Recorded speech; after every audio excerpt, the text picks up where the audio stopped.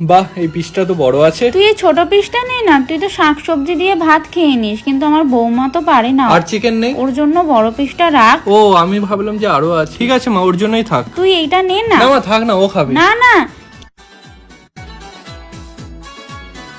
কিরে, আমার বৌমাটা যে একা একা রান্না করছে, একটু তো হেল্প করতে পারিস। আমি একটু বাইরে গিয়েছিলাম আর তুই বসে বসে ফোন ও ঘাঁটছিস। তো আমাকে বলেনি একবারও।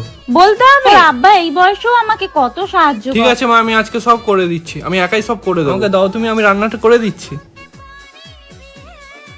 কি গো, কি হয়েছে তোমার? মন খারাপ?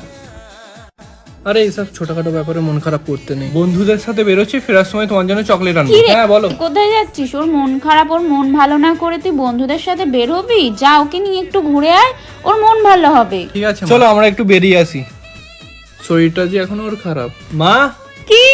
আমি অফিস বেরোলাম, তুমি ডাক্তারের কাছে নিয়ে প্লিজ চলে যাও, আমার অফিসে কাজ আছে। ও আমায় বিয়ে করেছে নাকি তোকে বিয়ে করেছে? তুই নিয়ে যা, তোর বউয়ের শরীর খারাপ আর তুই আজকের দিনও অফিস দেখাচ্ছিস? ওকে নিয়ে আগে ডক্টরের কাছে যা। তোর কাজ আগে না তোর বউ আগে? urgent। সামান্য মানে একটু জ্বর হলে তোর আব্বা আমার পাশ ছাড়া কোথাও যেত না। কাজ সারা জীবন পাবি, যা ওকে নিয়ে ডক্টরের কাছে। কি গো, চলো।